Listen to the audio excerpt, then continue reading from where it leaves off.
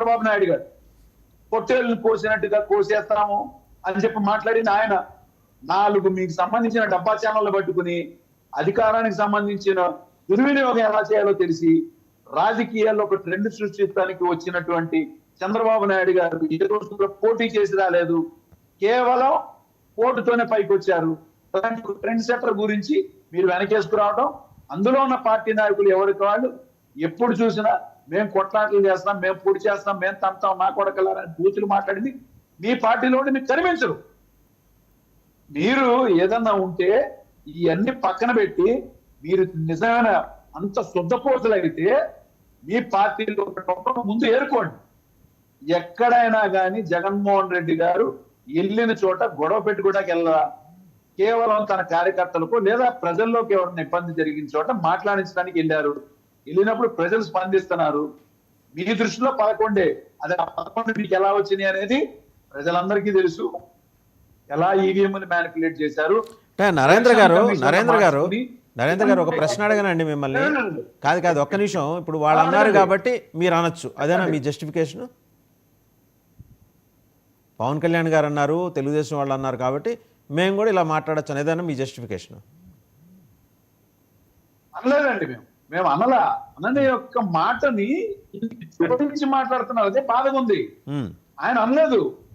అక్కడ విలేకరు ప్రశ్నించారు, సార్ ఇట్లాగా ఉన్నది మీరు మీ సంబంధించిన పర్సన్ అయినా అడిగితే లేదంటే అప్పుడే వెంటనే మా పార్టీలో ఉన్నటువంటి ఒక కార్యకర్త వెంటనే అతని యొక్క చరిత్రను తీసి పెట్టారండి.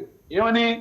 రవితేజ అతనిది యొక్క మెంబర్షిప్ కార్డు టీడీపీది ఉంది, అన్ని ఉన్నాయి. అంటే ఎప్పుడైనా కూడా చంద్రబాబు నాయుడు గారి కుతంత్రాలు దానిలోనే ఆయన దురంధరుడు అనమాట.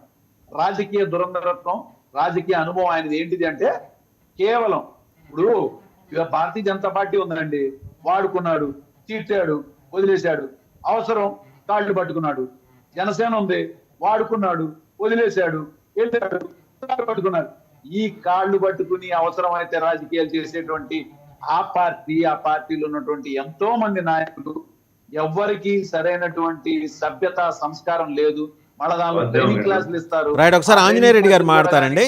ఆంజనేయ రెడ్డి గారు ఒకసారి ఆంజనేయ రెడ్డి గారు మాట్లాడతారు.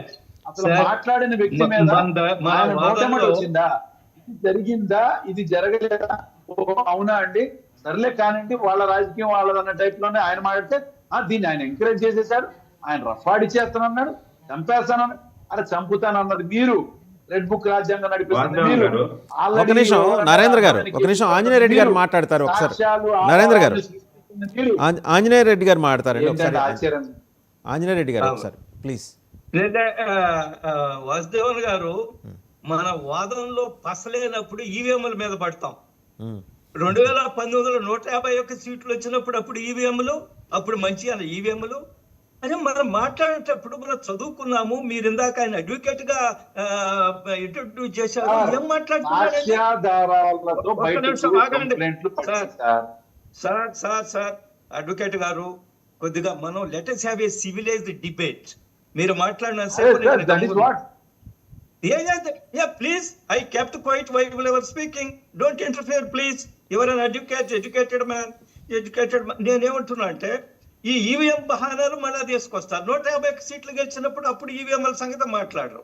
నేనేమంటున్నా అంటే ఎవరు ప్రారంభించారు? ఎవరు? కొడాలి నాని భాష తీసుకోండి. కొడాలి నాని దగ్గర నుంచి మాట్లాడిన నాయకులందరూ భాషలు తీసుకోండి. వాళ్ళు ఏమేమి మాట్లాడారు, ఎంత అసభ్యంగా మాట్లాడారు, ఎన్ని దుర్మార్గాలు చేశారు, ఎన్ని దౌర్జన్యాలు చేశారు గత 5 సంవత్సరాల్లో 2019 నుంచి